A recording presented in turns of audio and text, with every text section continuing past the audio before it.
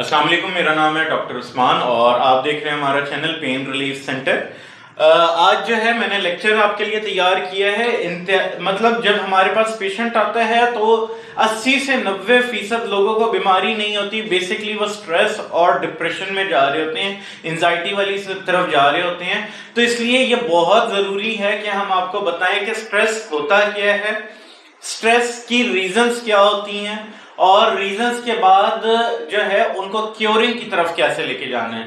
अच्छा, दूसरा lecture deliver करने का मकसद ये है कि ये जो सारे लेक्चर्स मैं डिलीवर कर रहा हूँ, ये जो लेक्चर्स हैं जितना नॉर्मल सिंपल करके मैं आप लोगों को डिलीवर कर रहा हूँ, इस तरह के से यूट्यूब वगैरह पे कोई भी डिलीवर नहीं कर रहा। अब स्ट्रेस क्या होता है? It's a natural physical and emotional response to the perceived threat and pressure.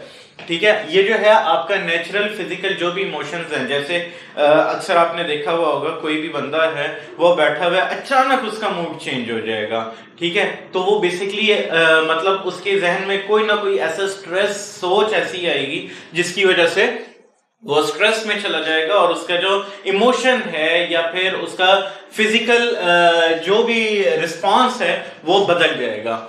It can be acute और क्रॉनिक, ये जो है बहुत ज्यादा भी हो सकता है और नॉर्मल लाइट सा भी हो सकता है, and can affect anyone regardless of age, background और लाइफस्टाइल। ये हर बंदे को अफेक्ट कर सकता है, मुझे, आपको, छोटे से बच्चे को। ठीक है, इसमें कोई बैकग्राउंड नहीं होना चाहिए। लाइक बहुत सारी बीमारियां ऐसी हैं जिसमें डॉक्टर्स कहते हैं कि आपकी मेडिकल हिस्ट्री क्या है, आपके आबा अजदाद को ब्लड प्रेशर तो नहीं रहा, आपके आबा अजदाद में डायबिटीज तो नहीं रही, क्योंकि कहा जाता है कि अगर आपके आबा अजदाद को डायबिटीज थी तो वो आगे भी जनरेशंस में चलेगी। तो इसमें कोई बैकग्राउंड नहीं होता, कोई एज लिमिट नहीं होती, बच्चे को भी हो सकती है, बड़े को भी हो सकती है, बूढ़े को भी हो सकती है। अब इसके कुछ कॉमन कॉजेस जो हैं, इनकी क्या वजूहात हैं? Work related pressure. ठीक है, आपको जो है काम का, जॉब का कोई भी थ्रेट है या काम करना है, आपने प्रेजेंटेशन बनानी है, आपने लेक्चर तैयार करना है, आपने पेशेंट चेक करना है, आपके पास काम आ रहा है नहीं आ रहा, बिजनेस है नहीं है, तो work related pressure, financial difficulties.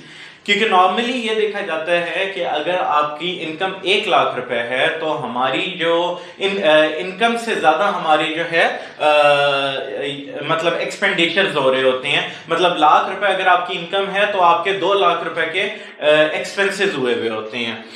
Relationship issues, मियां बीवी के आपस के झगड़े, बेटियों का मसला, बेटों के मसाइल, तो ये सारे चीजें जो मिलके बनते हैं रिलेशनशिप इश्यूज, इसमें स्ट्रेसेस बहुत ज्यादा बढ़ रहे हैं आजकल। उसके बाद health concern, major life changes, जैसे कि मतलब आपकी शादी हो जाना या शादी खत्म हो जाना, ये सारे मेजर लाइफ चेंजेस में आते हैं।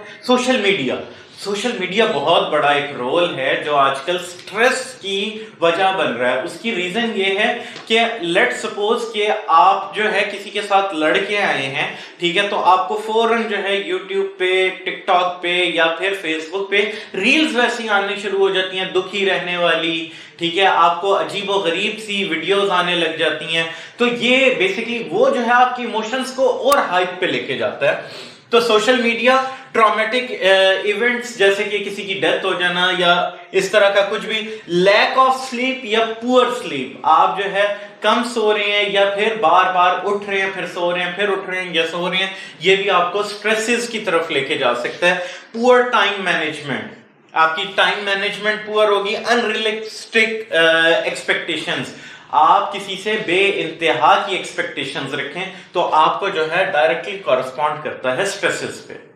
अच्छा, अब जो है मैं आपको बता रहा था effects of stress on body क्या है।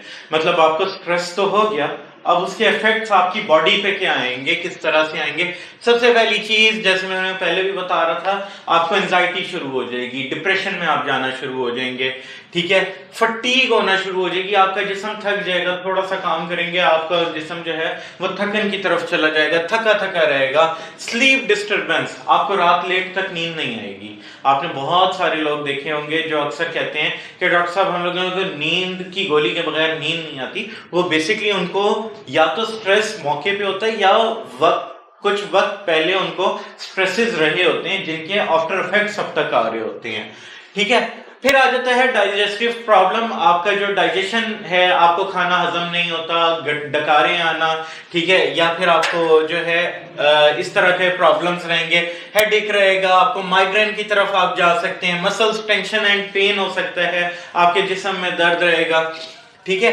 इम्यून सिस्टम वीक हो जाता है आपका, इसमें आपका जो खाना खाने की सलाहियत होती है वो नॉर्मल नहीं रहती, आपका खाना हजम होने की नहीं रहती, आपका इम्यून सिस्टम बहुत वीक हो जाता है, स्किन के प्रॉब्लम शुरू हो सकते हैं, हेयर लॉस होना शुरू हो जाता है, increase risk of disease, chronic जो डिजीज होती है उनका रिस्क बढ़ जाता है, जैसे कि हाइपरटेंशन और डायबिटीज।